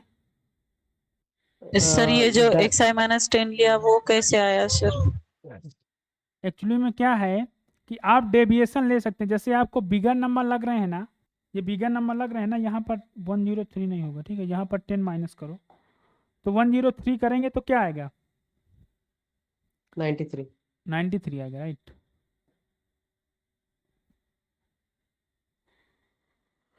ठीक है, हाँ। तो एक्चुअली में क्या है कि जैसे आपके पास बिगर डेटा है तो वेरिएंस में स्केल का चेंज पड़ता है, इफेक्ट ओरिजिन का कोई चेंज नहीं करता। तो आप इसमें चाहे 100 घटा दो, चाहे 1000 घटा दो, चाहे लाख घटा दो, चाहे 10 घटा दो, चाहे जो भी कर दो, जो भी सब्सट्रैक्ट कर दो, चाहे 10 सब्सट्रैक्ट कर दो, चाहे 20 सब्सट्रैक्ट कर दो, डेटा सेम रहेगा वेरिएंस का। उसने 10 से इसलिए डिवाइड किया है कि ये वाली सीरीज बनाएगा अभी वो। इसमें एक्चुअली में 369 है ना, तो यहाँ से 3 तुम कॉमन ले सकते हो, मतलब 3 से मल्टीप्लाई। मतलब ये एक्चुअली में क्या आया कि तुम्हें यही देखना है कि 369 की जो हमारे पास सीरीज मिले 93 तक, तो अगर मैं 1 2 3 की सीरीज में 1 2 3 इस सीरीज में 3 का मल्टीप्लाई कर दूं और ये हमारा 31 तक जाएगा। इस सीरीज पे अगर मैं 3 का मल्टीप्लाई कर दूं तो ये सीरीज आ रही है, बोलो। लेकिन 13, 16, 19 नहीं बन रहा है ना सर, कॉमन डिफरेंस तो 3 3 का बता रहा हूँ। कॉमन डिफरेंस, ठीक है, कॉमन डिफरेंस लेके चलना है आपको तो कॉमन डिफरेंस लेके चलिए, कोई प्रॉब्लम नहीं है। देखो वेरिएंस फाइंड करने के कई तरीके हैं, लेकिन बेस्ट अप्रोच क्या होगी यही तुमको फाइंड करना है। अगर तुम इसको एपी से सॉल्व करोगे ना तो एपी से भी इस आंसर सेम देगा, और अगर तुम 3 का स्क्वायर करके इसको एपी बनाओगे ना तो तो ये भी एक एपी तो है, 1 2 3 ये भी एक एपी है, ये नेचुरल नंबर बोलो या फिर एपी बोलो, ये भी एपी है। तो चाहे जिससे सॉल्व करोगे आंसर तो वही देगा। तो बताओ इसमें प्रॉब्लम क्या है तुमको। सर मुझे ये नहीं समझा कि हमने जैसा 3 6 9 93 को हमने क्या किया, 3 कॉमन लेके 1 2 3 लिया, लेकिन ये जो सीरीज है ना वापस से 13 16 और वो सीरीज कैसे बनी? अब देखना, अगर मेरे पास एक सीरीज है 1 है 2 है 3 है, ऐसी सीरीज है, ये 93 तक सीरीज है, राइट, नहीं 37 तक सीरीज है, राइट। इस सीरीज में मैं कह रहा हूँ पहले इसमें तुम 3 से मल्टीप्लाई कर दो, इस पे 3 से मल्टीप्लाई कर दो, तो ये क्या हो जाएगा 3 6 9, ये सीरीज तुम्हारी हो जाएगी 93। अब मैं कह रहा हूँ पूरी सीरीज में 10 ऐड कर दो सारे डेटा में, तो ये 13 16 19 सो ऑन 103 हो जाएगा कि नहीं बताओ। तो यहाँ से सीरीज बन गई कि नहीं? हाँ सर, अब समझ में आया? हाँ सर, अभी क्लियर हो गया। ये चीज करना है। तो एक्चुअली में क्या है कि अपने डेटा को हमेशा ओरिजिनल डेटा, जैसे तुम्हारे पास नेचुरल नंबर का तुम्हें पता है 1 2 3 so on dot dot dot n है, तो इस डेटा पे हमेशा डेविएट करने की कोशिश करो कि ये इससे कितना कम कितना माइनस करने पर, क्योंकि वेरिएंस में ओरिजिन का इफेक्ट कुछ नहीं पड़ता। There is no change of origin, there is no effect of origin when we are calculated variance. Variance में ओरिजिन का कोई इफेक्ट नहीं पड़ता, ओनली स्केल का पड़ता है। अब जैसे हमारे पास ये डेटा है, तो ये डेटा है मेरे पास, तो इस डेटा को मैं कैसे लिख सकता हूँ बताइए, इस डेटा को मैं कैसे लिख सकता हूँ?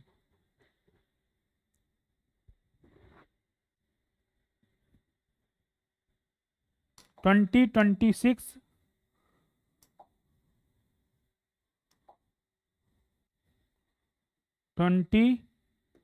26 फिर क्या दिया जी?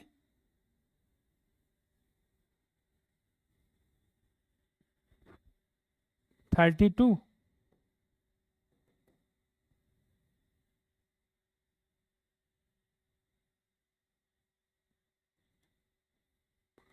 200।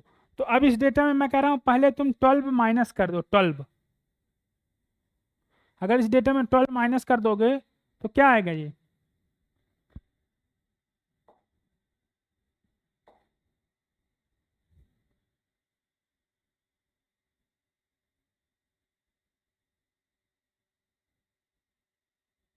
नहीं 12 माइनस नहीं करना, 14 माइनस करो। मान लो कि ये वाई आई है, सो ये वाई आई को तुम वाई आई डैश नया डेटा बनाओ वाई आई माइनस 14 से, राइट। सो वाई आई माइनस 14 करोगे तो ये डेटा तुम्हारा क्या आ जाएगा? वाई आई डैश नया डेटा आ गया तुम्हारा 6 12, फिर क्या आएगा? ऐसे ही सीरीज चलेगी 6 12, फिर 14 करोगे तो 12 में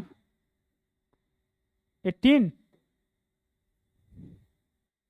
फिर 24 आएगा, ऐसे आएगा। इसको जब तुम माइनस करोगे 12 इसमें 14 इसमें माइनस करोगे तो क्या आएगा? 6 186, राइट। अब देखो इस डेटा में 6 चाहो तो सबसे कॉमन ले सकते हो ना, 6 इसमें सब में इन्वॉल्व है, इस डेटा में 6 सब में है 6 सब में कि नहीं? हाँ सर है। तो इस डेटा में सबसे जब 6 ले लोगे तो यहाँ वाई आई डैश में तो क्या आएगा? 6 कॉमन ले लो बाहर तो ये जाएगा 1 2 3 सो ऑन, ऐसे कहाँ तक जाएगा? ये 186 तो 3 और 1 तक जाएगा, ठीक है। तो ये भी 31 तक गया, वो भी 31 तक गया था ना। तो ये ऐसी सीरीज बन गई कि ये भी, अब देखो रेशियो बहुत इजीली हो गया ना। तो वेरिएंस ऑफ वाई आई क्या हो गया? एक तरह से वेरिएंस ऑफ वाई आई क्या हो गया? पहले तो मुझे बताओ वेरिएंस ऑफ एक्स आई क्या हो गया?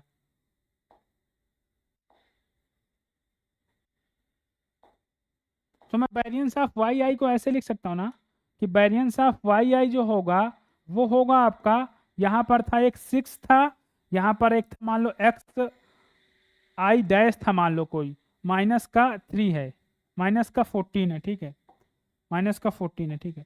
और यहाँ एक्स आई डैश लिख दो तुम, एक्स आई डैश जो ऑब्जर्वेशन है ये है 1 2 3 1 2 3 1 2 3 सो ऑन 31 तक की ऑब्जर्वेशन है। सिमिलर जो तुम्हारा y, या तो इसको एक चीज करो, या तो इसको तुम एक्स आई ना मान के, एक्स आई डैश ना मान के इसको तुम जेड आई मानो ना, इसको जेड आई मानो, Z I and Z I जो ऑब्जर्वेशन है वो है 1 2 3 31 की। सिमिलर जो तुम्हारा एक्स आई है वो भी तुम्हारा किस टाइप का था? ये वेरिएंस मत लिखो, इसको पहले लिखो तुम वाई आई।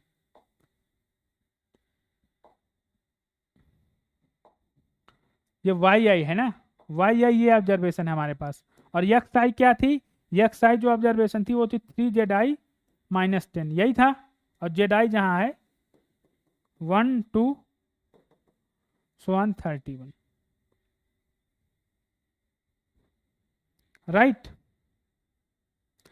हमारे पास जो ओरिजिनल डेटा था एक्स आई और वाई आई का, तो मैं जेड आई मान लूँ कि 1 2 3 31 1 2 3 31, इससे मैं वाई आई भी फाइंड कर सकता हूँ, इससे मैं एक्स आई भी फाइंड कर सकता हूँ। अब यहाँ से बताओ, तो मान लो कि वेरिएंस ऑफ जो जेड आई है, वेरिएंस ऑफ जेड आई है, ये कोई कांस्टेंट वैल्यू दे रहा है, मान लो कि सी, कोई कांस्टेंट सी दे रहा है, तो वेरिएंस ऑफ वाई आई क्या होगा? यहाँ से जो वेरिएंस ऑफ वाई आई होगा, ये होगा आपका, वेरिएंस क्या होता है, वेरिएंस में ओरिजिन का इफेक्ट तो पड़ता नहीं, लेकिन 6 का स्क्वायर बाहर आएगा, तो ये क्या आ जाएगा 36 into variance of Z I, variance of Z I, और वेरिएंस ऑफ जेड आई क्या हो जाएगा, ये 36 into c, right. Similar variance of x i क्या हो जाएगा, वेरिएंस ऑफ एक्स आई जो होगा, एक्स आई होगा जो, ये क्या होगा 3 जेड आई माइनस 10, तो ये हो जाएगा 9 variance of Z I, right. So 9 variance of Z I, और वेरिएंस ऑफ जो जेड आई है वो सी है, तो ये 9c हो जाएगा। अब हमें फाइंड क्या करना था, b1 रेशियो b2, b2 हम इसको बोले थे, इसके वेरिएंस को, b1 हमने x1 के वेरिएंस को बोला था, तो b1 रेशियो b2 फाइंड कर लो। सो b1 रेशियो b2 क्या आएगा, b1 रेशियो b2 यहाँ से आएगा 1/4 9/36, और यहाँ c, तो c से c कैंसिल आउट, ये कैंसिल आउट इधर, तो ये आ जाएगा 1/4, ये आंसर हो जाएगा। तो अपने डेटा को हमेशा डेविएट करने की कोशिश करो नेचुरल नंबर से, मतलब पहले चेक कर लो कि दोनों डेटा में कुछ कॉमन तो नहीं है, अगर कुछ कॉमन है देन उसके बाद तुम फाइंड करो, राइट। तो इसमें देखो एक 1 2 3 31 की सीरीज से दोनों डेटा हो रहा था, कुछ माइनस एंड कुछ, ये चीज होनी चाहिए ईच ऑब्जर्वेशन पे, okay. So this changes in each observation, ये नहीं कि पहले में तो ऐड करने से आ रहा है, दूसरे में माइनस करने से आता है, तो ऐसी मत देखो, सीरीज ऐसी बनाओ कि वहां पर ईच ऑब्जर्वेशन में चेंज हो। When we are constructing the series then we see there each observation is change, okay. उसकी ईच ऑब्जर्वेशन चेंज होगी, जब तुम माइनस करोगे तो उसकी ईच ऑब्जर्वेशन चेंज होगी, जब तुम प्लस करोगे तो उसकी ईच ऑब्जर्वेशन चेंज होगी, राइट। ठीक है, तो अगर किसी को पूछना है कोई डाउट तो पूछो, नहीं अदरवाइज मैं यहीं पर क्लास को ही नहीं करूंगा, बाकी कल करेंगे क्लास, और संडे सर को तुम क्वेश्चन लोग नंबर 28 बता दीजिए। क्या 28 कौन सा क्वेश्चन? Question number 28। अच्छा क्वेश्चन नंबर 20 इसी पे असाइनमेंट का ना, यस सर। ठीक है, क्वेश्चन ओपन कर लेते हैं, ठीक है। पहले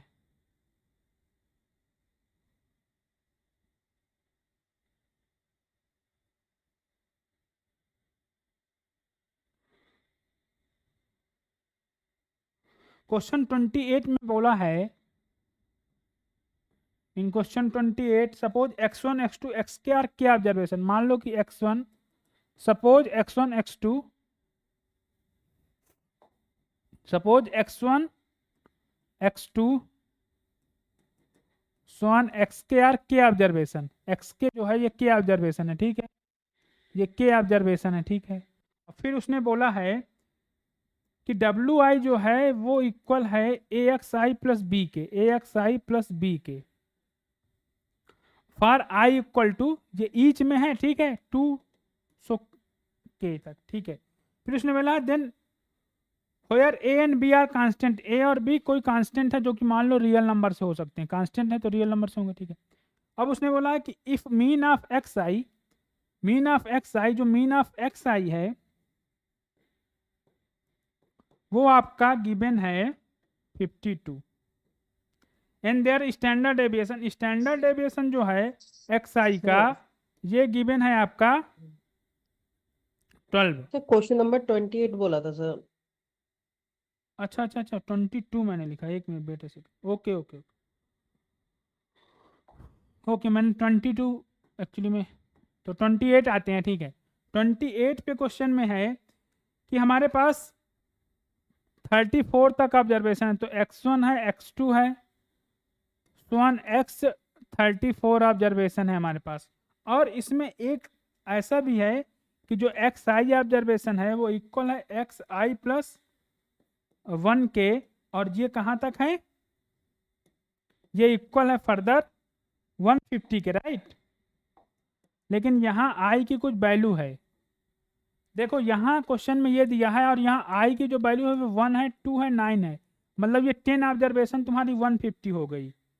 और दूसरे में क्या है कि एक्स आई प्लस 1 माइनस का X I equal to minus का 2 है, और ये कहाँ तक 10 से लेकर 33 तक, 10 से लेकर 33 तक। तो मीडियन बोला है, मीडियन फाइंड करो, मीडियन फाइंड करो। यही क्वेश्चन है। Yes sir. तो बताओ भाई, क्वेश्चन यही है वो है, तो कोई इसको बताओ कैसे सॉल्व करेंगे, किसी को कोई आइडिया आ रहा है?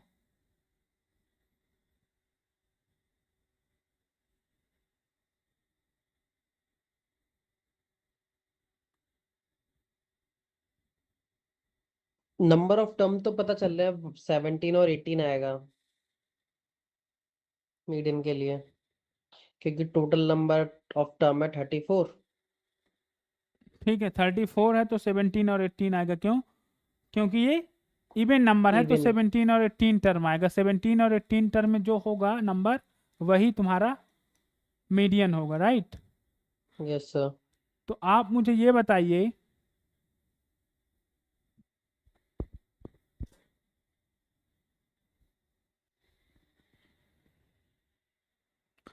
डेटा कैसा होगा? पहला डेटा 11 नंबर तक तो ये 150 होगा, राइट? 150 होगा। Yes sir. 150 होगा, मतलब 10 नंबर तक, सॉरी 10 नंबर तक, 10 हाँ नंबर सर, तक ये 1030 150 होगा। होगा। मान लो ये 10 तक 150 होगा, राइट? ये 10 ऑब्जर्वेशन होगी 150, लेकिन 11 ऑब्जर्वेशन इसकी हो जाएगी 150 माइनस 2, राइट? राइट, क्योंकि यहाँ जैसे तुम 10 रखोगे तो ये हो जाएगा x11 माइनस का x10 इक्वल टू -2, यही है ना? -2 देख लो यहीं पहले, यहाँ गॉट देख it low, sir.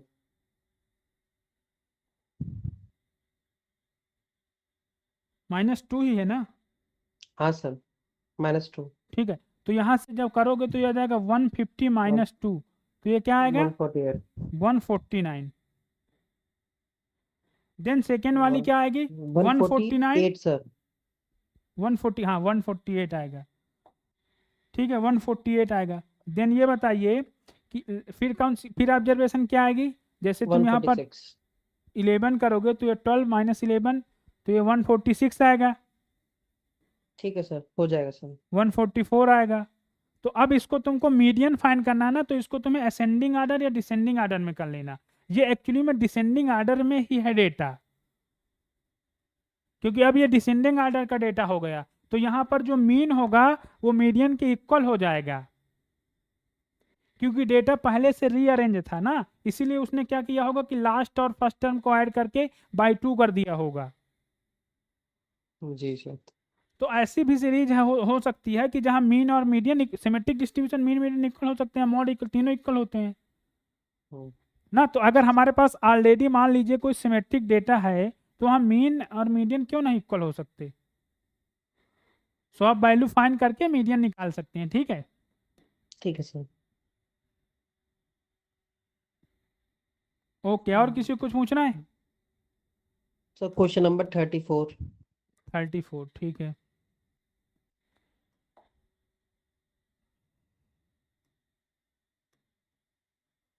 Question number 34 में क्या बोला है? 34 में हमारे पास है कि the mean and variance of A B 8 5 10।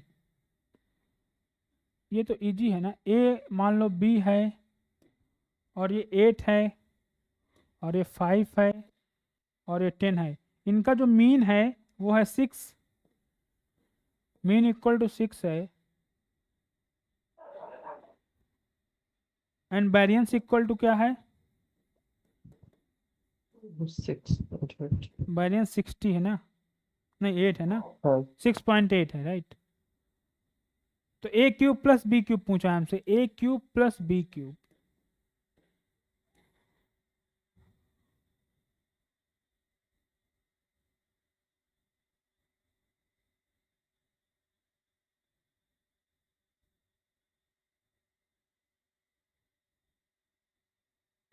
तो यहाँ से दो चीज़ फाइंड हो सकती है, a cube plus b cube find करने के लिए हमको क्या चाहिए, या तो तुम फाइंड कर लो ए प्लस बी का होल क्यूब माइनस 3ab ए प्लस बी, तो हम फाइंड तो कर सकते हैं ये सारी चीज ना, ए प्लस बी हम फाइंड नहीं कर लेंगे क्योंकि इसका मीन अगर 6 है तो ये डेटा का डेविएशन 6 से ले लो, तो ये a माइनस 6 हो जाएगा, b माइनस 6 हो जाएगा, सो ऑन 2 हो जाएगा, -1 हो जाएगा और 4 हो जाएगा, राइट। और इसको ऐड करोगे तो ये 0 आना चाहिए क्योंकि मीन 6 है ही है, तो ये हो जाएगा a प्लस बी और 2 4 तो ये 4 और 2 कैंसिल कर देंगे 6 को, और ये इक्वल टू 7, तो a plus B equal to 7 आ जाएगा, राइट। क्योंकि डेविएशन तुम्हारा मीन से 6, तो डेविएशन 0 हो जाएगा ना, मीन से ही डेविएशन ले रहे हो, तो एल्जेब्रिक सम ऑफ डेविएशन 0 होता है, वही प्रॉपर्टी लगाया मैंने। अब वेरिएंस फाइंड करना है, तो वेरिएंस के लिए तुमको क्या करना पड़ेगा, वेरिएंस के लिए तुम फार्मूला लगाओ, इसमें और कोई अप्रोच है नहीं फार्मूला के अलावा। हाँ समझ सर, गए? प्रोसेस अप्रोच काफी लेंदी जा रहा था, हो तो हाँ। रहा था सॉल्व सर, लेकिन लेंदी हो रहा था। इसके अलावा अप्रोच तुम थोड़ा सा सोचो, क्वेश्चन के लिख के डेटा को सोचो, इसके अलावा approach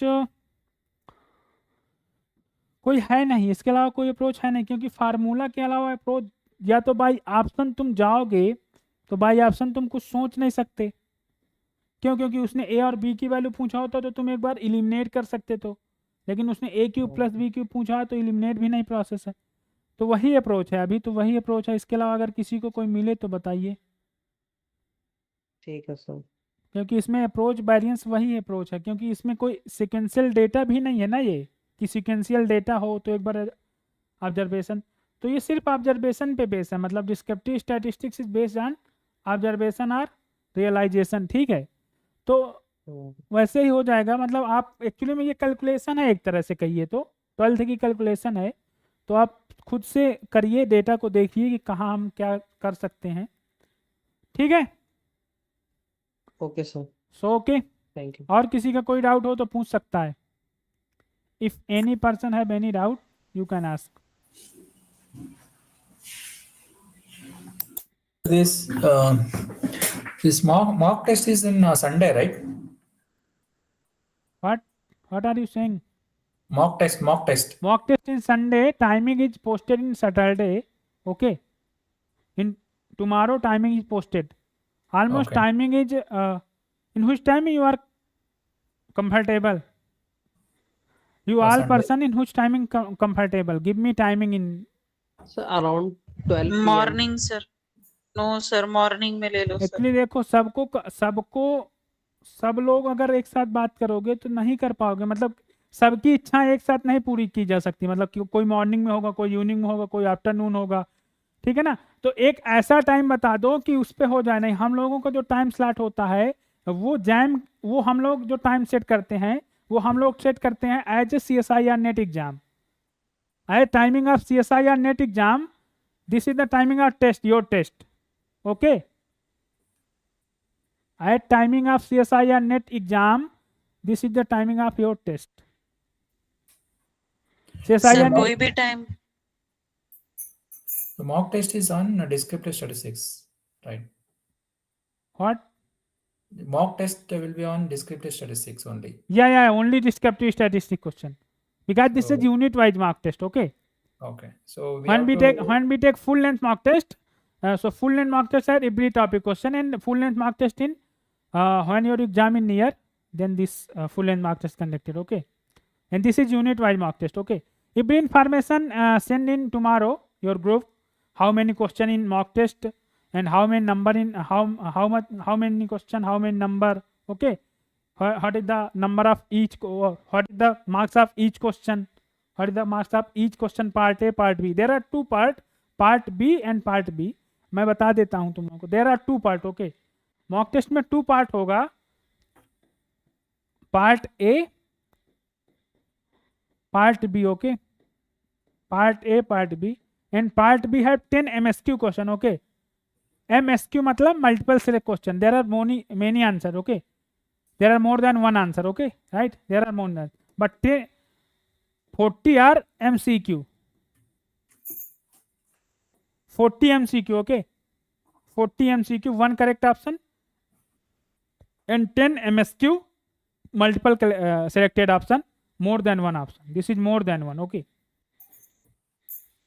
Okay, so this is the basic idea of your mock test, and numbering will be sent in tomorrow class. Okay, means tomorrow in group posted how much question. Suppose 20 question is 2 marks, or 20 question is 3 mark, or 10 question is 4.7, 4.75, or in similar way. Okay, right? Okay. Okay, so this is the feedback of your mock test, basic idea of your mock test. 10 MSQ question and 40 MCQ question, right? So the questions will be of like 38 questions you have shared, no, sir? So it will be similar to those questions? What are you saying? These 38 questions you have shared, no? That 38 question? you have shared in the group. No. Just 38 question which are shared in group. This is an assignment, right? assignment, yeah, it will be the mock test will be similar to those questions. Yeah. Mock test is similar those question. Okay, mock test is similar those question. There is no difficulty of mock test. Some MSQ question is also difficult because MSQ question is already difficult. But MCQ question is very easy. Some very difficult. There is a moderate in paper. Okay. Okay.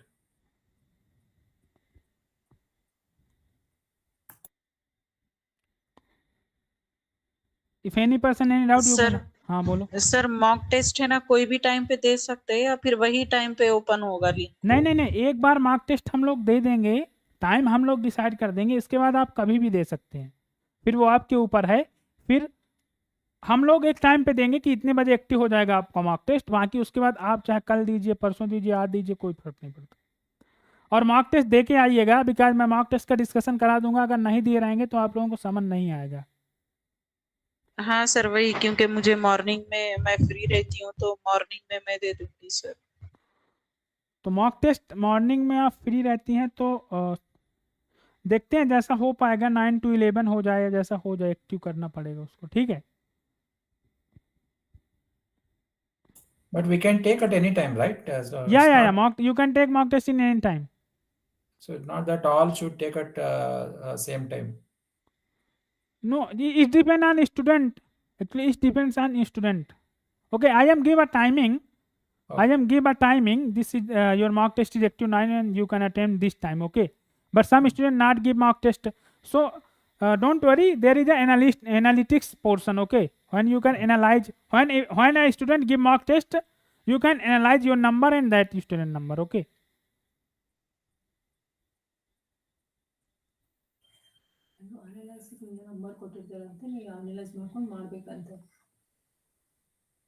Anyone any doubts?